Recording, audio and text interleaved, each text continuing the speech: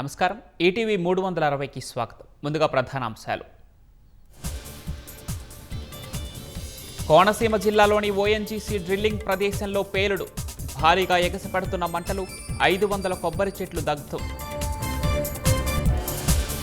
మంటల కట్టడికి మార్గాలు అన్వేషిస్తున్న ఓఎన్జీసీ బృందం.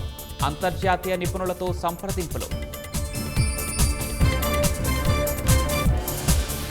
తెలుగు రాష్ట్రాల మధ్య ఐక్యత ముఖ్యం. జల అంశాల్లో కలిసి ముందుకు వెళ్లాలని చంద్రబాబు సూచన. పోలవరం నల్లమల సాగర్ లింకు ప్రాజెక్టుపై సుప్రీంకోర్టులో విచారణ.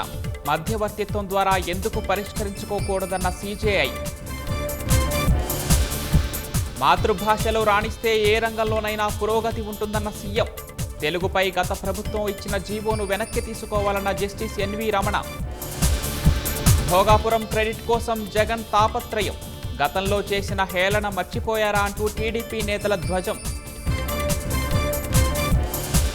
కర్నూలు జిల్లా కందనాతిలో భగ్గుమన్న పాత కక్షలు. 2 వేట కొడవలతో నరికి చంపిన ప్రత్యర్థులు. జేడీ వ్యాన్స్ ఇంట్లోకి చొరబడేందుకు ఓ వ్యక్తి ప్రయత్నం. కిటికీ అద్దాలు ధ్వంసం చేస్తూ ఉండగా పట్టుకున్న పోలీసులు.